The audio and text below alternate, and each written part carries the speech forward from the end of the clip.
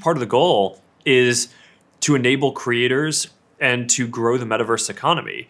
And in order for that to work, people need to be able to sell things, right? And that means that you need a sense of ownership. So we're absolutely going to be very focused on that. I mean, we have this goal where we're not going to build the vast majority of the worlds that people build or use in the metaverse. So someone has to. And the people who are doing that need to be able to make a living doing that. So they need to, whether that's, designing things and then selling them, or designing experiences and then having people access them for free, but then, being able to sell experiences within that. There are all these different business models that I think will be possible. But fundamentally, if we're going to be able to support millions of creators making a living, helping to build out the metaverse, then yeah, I mean, I think this concept of ownership and the commerce that enables is just going to be really critical.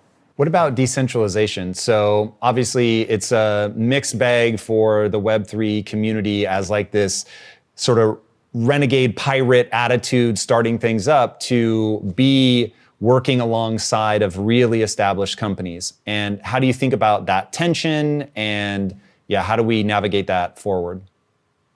Yeah, I think any movement like this has people who are just very ideological and then people who are more practical as well.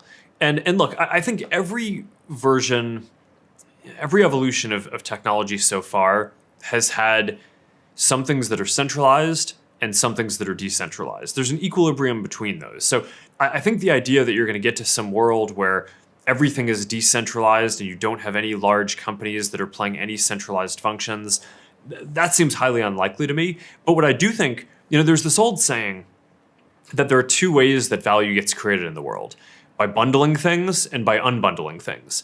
And it's and I do think that what we're seeing is Web3 through decentralization means that things that were previously bundled, or bundled is maybe another word for centralized, can now be unbundled or decentralized, which I think frees up space to maybe take some things that were chaotic before and now centralize things in different ways, while having other parts of the ecosystem be decentralized and basically express different values that may be more relevant for where society is today and the needs that people have.